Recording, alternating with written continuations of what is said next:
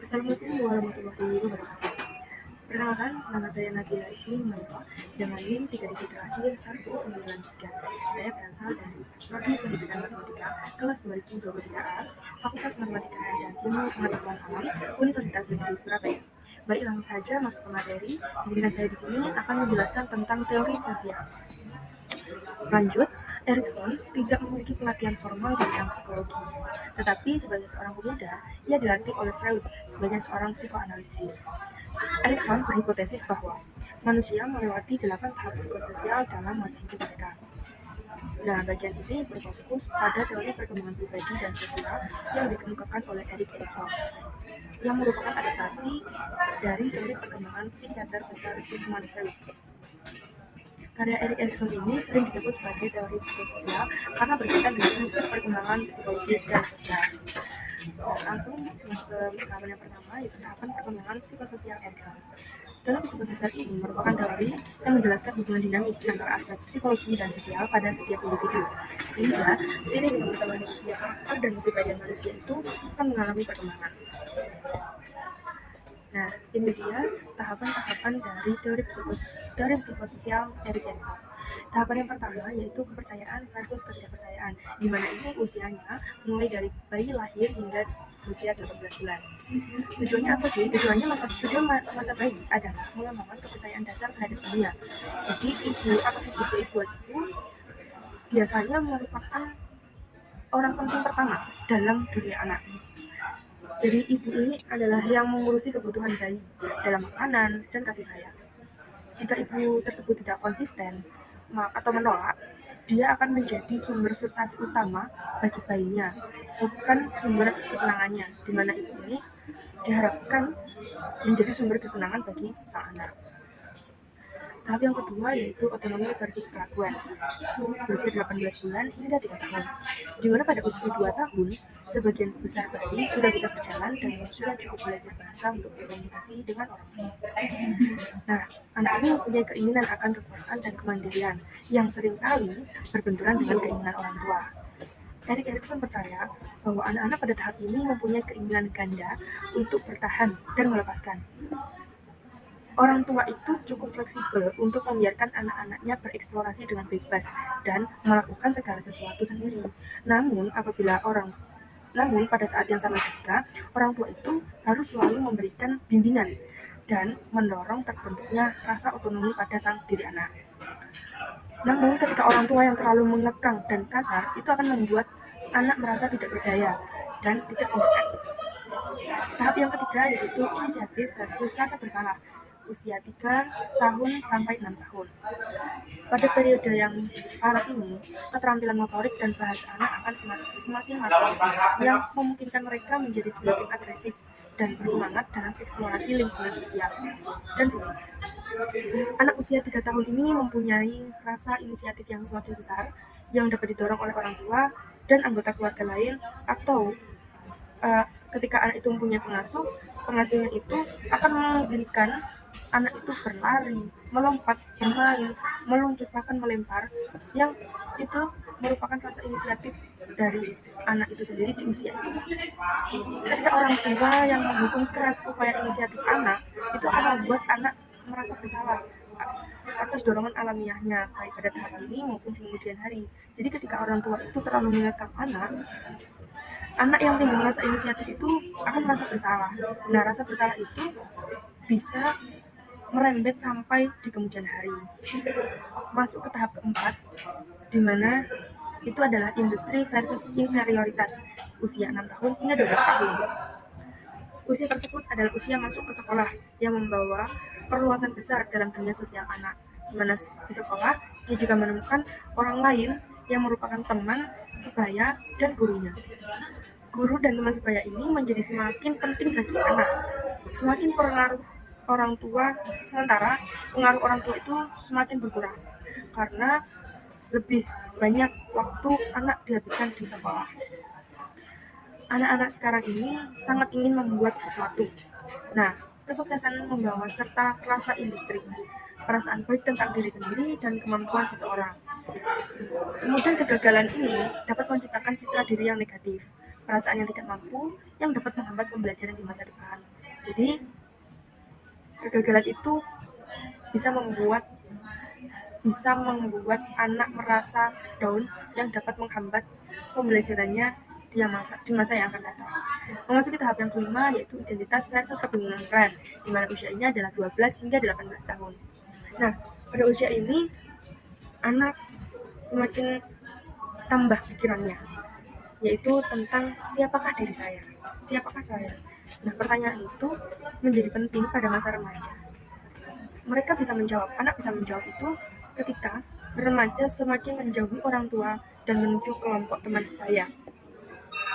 Erik Erikson percaya bahwa selama masa remaja, fisiologi individu yang berubah dengan cepat ditambah dengan tekanan untuk membuat keputusan tentang pendidikan dan karir masa depan itu akan menciptakan kebutuhan untuk mempertanyakan dan mendefinisikan kembali identitas psikososial yang terbentuk pada tahap-tahap awal.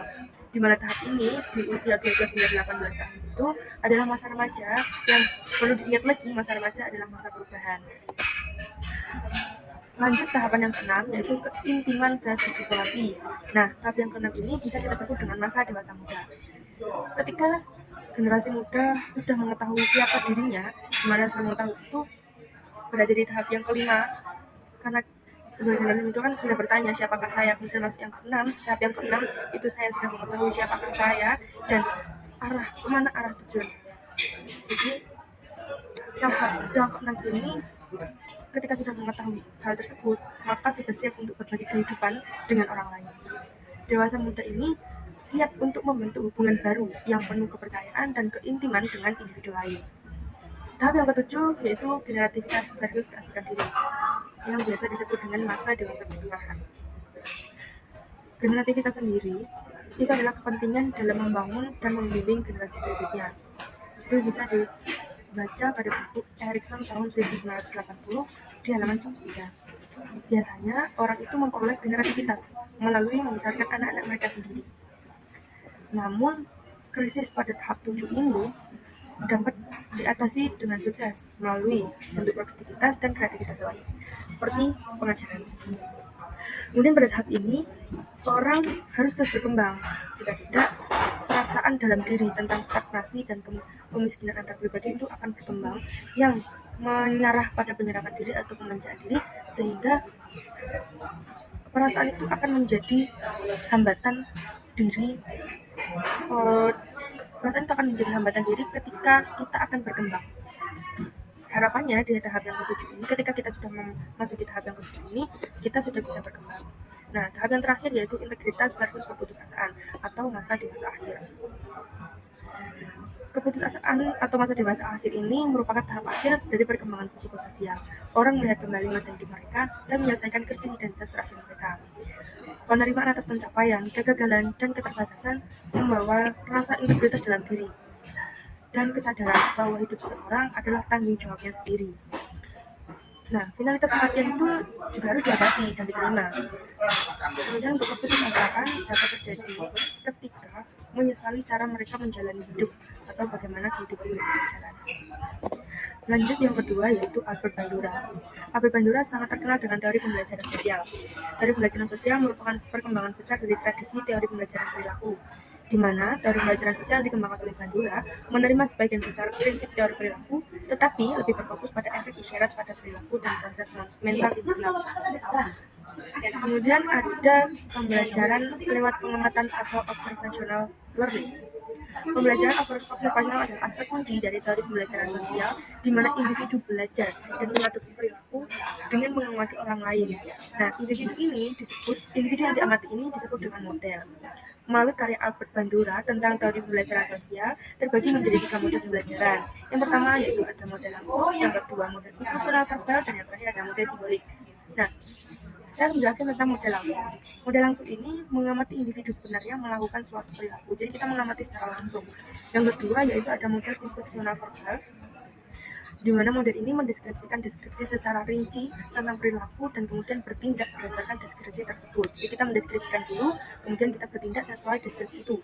Yang terakhir yaitu model simbolik.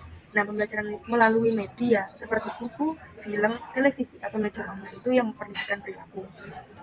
Lanjut yaitu komponen model, ada fase perhatian, retensi, reproduksi, dan motivasi. Fase perhatian itu memperhatikan suatu model sehingga banyak siswa yang meniru pakaian, gaya rambut, dan tingkah laku bintang budaya pop. Sedangkan fase retensi itu setelah guru mendapatkan perhatian siswa, saatnya guru memberikan contoh yang dapat ditiru siswa dan memberikan kesempatan siswa untuk berlatih. Kemudian yang ketiga yaitu fase reproduksi. Siswa mencoba mencocokkan perilakunya dengan model sehingga terjadi umpan balik yang mengarahkan siswa terhadap perilaku yang diinginkan. Yang terakhir yaitu fase motivasi, di mana dalam proses pembelajaran observasional, motivasi itu akan membuat siswa meniru suatu model karena percaya bahwa melakukan hal tersebut akan meningkatkan peluang mereka untuk memperkuat. Nah, kemudian di dalam pembelajaran Visarius yang juga dikenal sebagai pembelajaran observasional ini mengacu pada proses belajar melalui mengamati dan meniru perilaku orang lain. Dalam belajar Visarius, individu tidak secara langsung mengalami konsekuensi dari perilaku yang mereka amati. Namun, dengan mengamati apa yang terjadi pada model, Bandura menjelaskan dua jenis motivasi utama dalam pembelajaran Visarius, yaitu motivasi positif dan motivasi negatif. Motivasi positif itu termotivasi untuk meniru perilaku model karena mengharapkan untuk mendapatkan konsekuensi positif yang sama seperti yang diterima model. Kemudian ada motivasi negatif, yaitu menghindari meniru perilaku model karena takut akan menerima konsekuensi negatif yang sama seperti yang diterima model. Nah, selain Erik Erikson dan Albert Bandura, ada Mission Bound, pembelajaran mandiri atau sering disebut dengan modifikasi perilaku kognitif. Nah, pembelajaran mandiri Mission Bound ini mengembangkan sebuah strategi di mana siswa dilatih untuk berkata pada diri mereka sendiri. Strategi pembelajaran mandiri Mission Bound ini sering disebut modifikasi perilaku kognitif, di mana langkah-langkahnya sebagai berikut. Yang pertama, seorang model dewasa melakukan tugas bicara sendiri dengan suara yang keras, itu yang disebut dengan pemodelan kognitif. Yang kedua, anak melakukan tugas yang sama di bawah arahan instruksi model, itu disebut dengan bimbingan terbuka dan eksternal. Yang ketiga, anak melakukan tugas sambil menginstruksikan diri sendiri dengan lantang atau over self-guidance. Yang keempat, anak membisikkan instruksi pada dirinya sendiri saat dia mengerjakan tugas dengan cara menghindar terang-terangan atas bimbingan diri sendiri. Dan yang terakhir yaitu anak melakukan tugas sambil membimbing kinerjanya melalui pidato pribadi atau convert instruknya sendiri. Nah, di antara dua tokoh ini, antara Albert Bandura dan Mission Bound ini terdapat perbedaan dan kesamaan. Di mana perbedaannya? Yang pertama, fokus teori. Teori Bandura ini lebih berfokus pada proses internal individu dalam belajar, seperti proses kognitif dan motivasi. Sedangkan teori Mission Bound lebih berfokus pada aspek eksternal dari pembelajaran, seperti desain instruksional dan peran model. Kemudian yang kedua yaitu peran konstruksi kognitif. Teori Bandura ini menekankan pentingnya konstruksi kognitif dalam belajar observasional. Individu tidak hanya meniru perilaku yang telah mereka amati, tetapi juga menginterpretasikan dan mengadaptasikannya sesuai dengan pemahaman mereka sendiri. Teori Mission Bound ini tidak secara eksplisit membahas konstruksi kognitif. Yang ketiga yaitu ada aplikasi praktis, di mana teori Bandura ini telah diterapkan secara luas dalam berbagai bidang, seperti pendidikan, psikologi klinis, dan manajemen. Nah, teori Mission Bound ini lebih fokus pada aplikasi praktis dalam pendidikan, seperti desain instruksional dan pengembangan kurikulum. Nah, itu tadi adalah perbedaan antara Albert Bandura dan Mission Bound. Sedangkan persamaan dari kedua tokoh ini, yang pertama sama-sama menekankan pada pembelajaran observasional. Baik teori Bandura maupun Mission Bound menekankan pentingnya pembelajaran observasional dalam proses belajar. Nah, individu ini belajar dengan mengamati dan meniru perilaku orang lain. Yang kedua, model ini menunjukkan perilaku yang ingin mereka pelajari oleh individu lain. Dan yang ketiga, di antara dua tokoh ini mementingkan peran motivasi sebagai faktor penting dalam pembelajaran observasional. Jadi individu harus mempunyai motivasi yang cukup untuk meniru perilaku yang telah mereka amati. Baik, cukup sekian materi yang tentang teori sosial, di mana teori sosial ini ada 3 tokoh, yaitu Erik Erikson, Albert Bandura, dan Mission Bound. Dan di antara 3 tokoh itu pasti mempunyai plus minus yang ada dalam teori sosial. Baik, sekian materi yang dapat saya sampaikan. Akhirul kalam, wassalamualaikum warahmatullahi wabarakatuh.